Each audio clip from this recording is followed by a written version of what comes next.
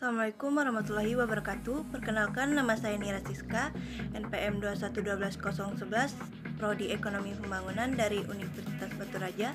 Di sini saya akan membahas mengenai Pancasila sebagai ideologi negara. Baiklah, pertama-tama di sini kita harus mengerti dulu apa itu ideologi. Di sini ideologi berasal dari kata idea yang artinya gagasan, konsep, pengertian dasar, cita-cita, dan logos yang berarti ilmu. Secara umum, ideologi didefinisikan sebagai kumpulan konsep bersistem yang dijadikan asas pendapat yang memberikan arah dan tujuan untuk kelangsungan hidup. Selanjutnya, ini ideologi menurut beberapa tokoh atau pemikir Indonesia. Yang pertama itu menurut Sastra Traprateja, ideologi adalah seperangkat gagasan atau pemikir yang berorientasi pada tindakan dan diorganisir menjadi suatu sistem yang teratur. Yang kedua, menurut Sarjonto, ideologi adalah hasil refleksi manusia berkat kemampuannya menjaga jarak dengan dunia kehidupannya. Yang ketiga itu menurut Mubiranto, ideologi adalah sejumlah doktrin, kepercayaan, dan simbol-simbol sekelompok masyarakat atau suatu bangsa yang menjadi pegangan dan pedoman kerja atau perjuangan untuk mencapai tujuan masyarakat atau bangsa itu. Selanjutnya, menurut Martin Schleyer, ideologi sebagai sistem kepercayaan. Menurut Alvin Goldner, ideologi sebagai proyek nasional. Menurut Paul Hurt, ideologi sebagai relasi sosial. Fungsi-fungsi ideologi yang pertama, struktur kognitif, yaitu keseluruhan pengetahuan yang dapat menjadi landasan untuk memahami dan menafsirkan dunia serta kejadian-kejadian di lingkungan sekitarnya. Yang kedua, orientasi dasar dengan membuka wawasan yang memberikan makna serta menunjukkan tujuan dan kehidupan manusia. Yang ketiga, norma-norma yang menjadi pedoman dan pegangan bagi seseorang untuk melangkah dan bertindak. Yang keempat, bekal dan jalan bagi seseorang untuk menemukan identitasnya.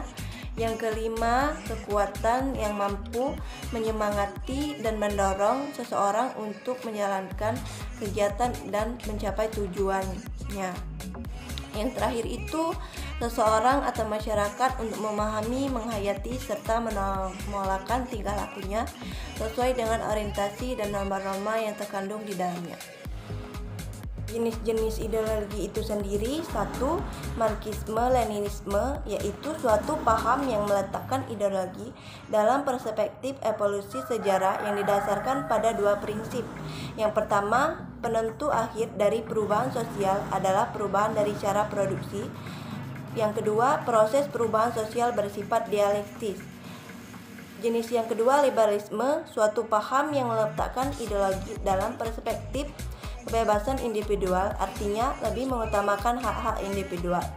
Yang ketiga itu sosialisme, suatu paham yang meletakkan ideologi dalam perspektif kepentingan masyarakat, artinya negara wajib mensejahterakan seluruh.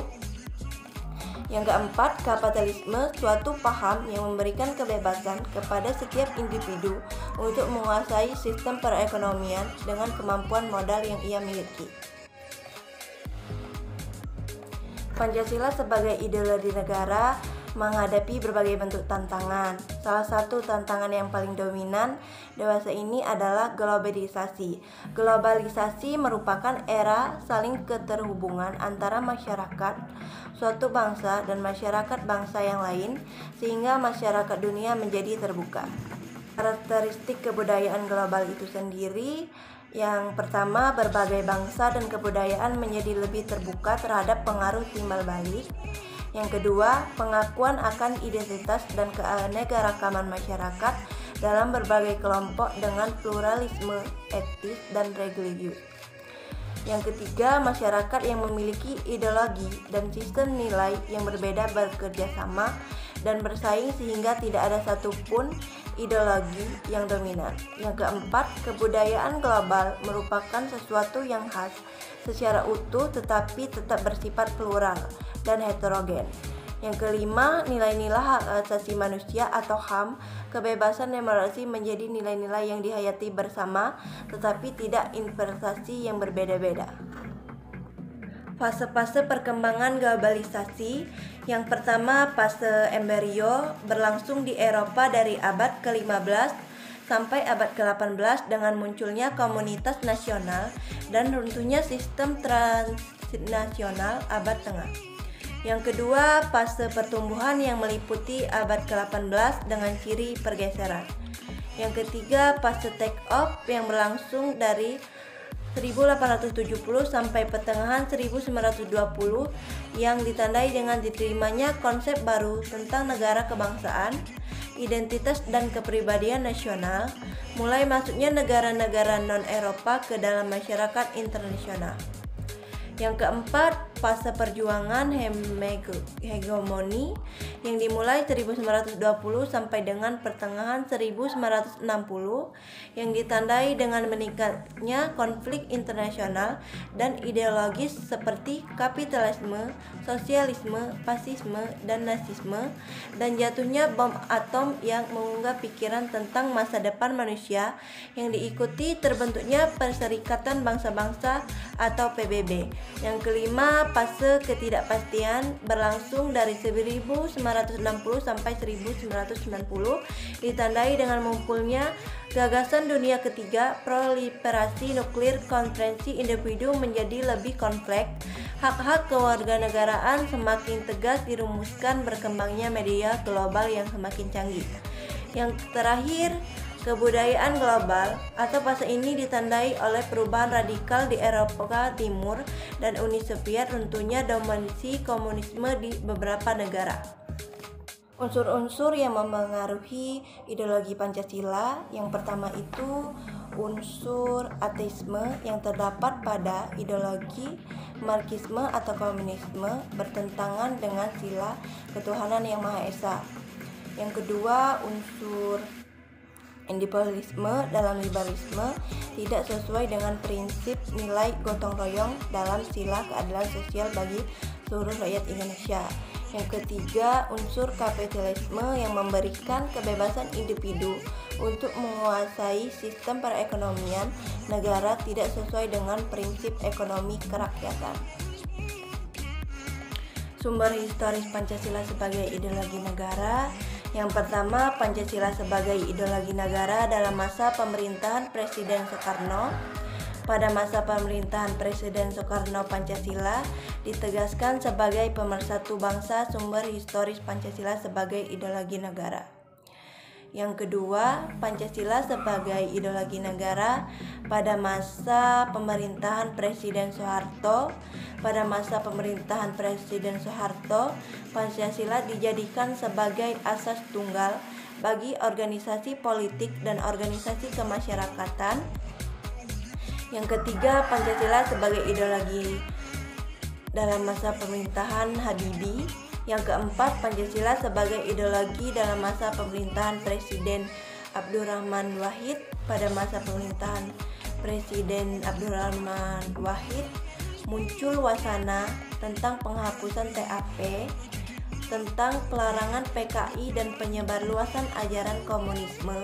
Yang kelima, Pancasila sebagai ideologi negara dalam masa pemerintahan Presiden Megawati.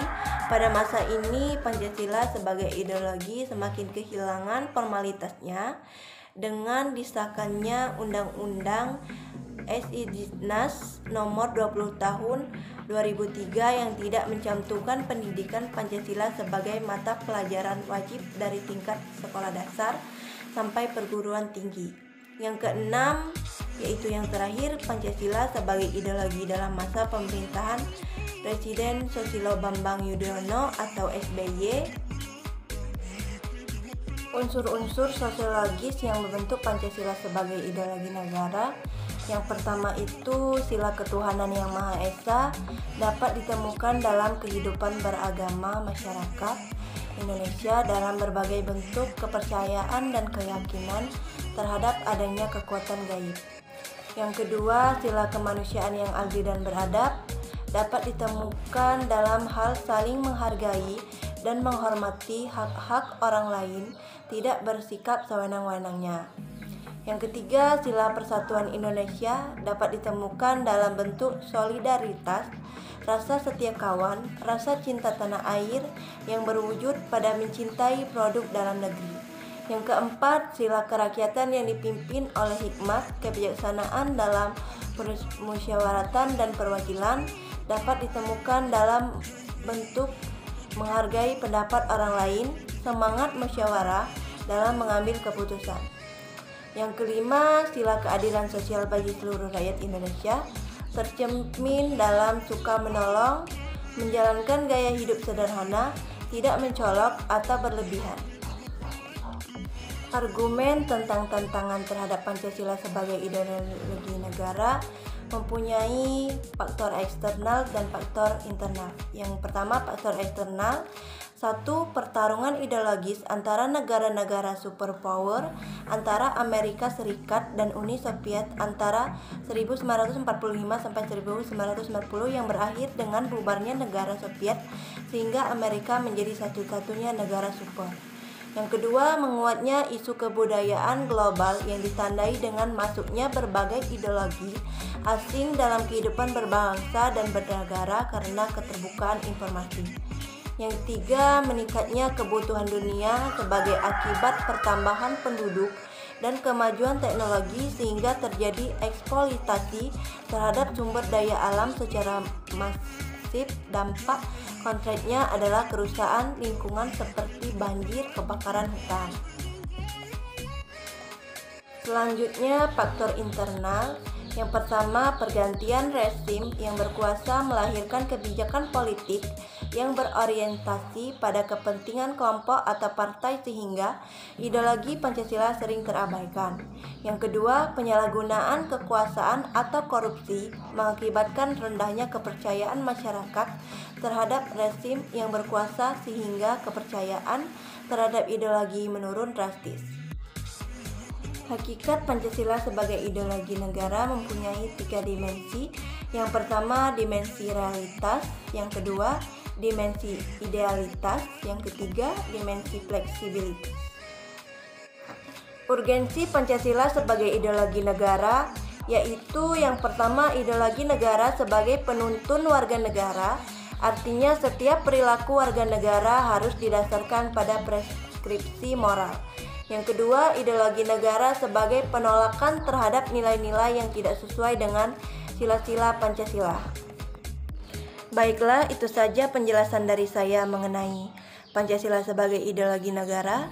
Jika ada salah kata, mohon dimaafkan. Saya ucapkan terima kasih.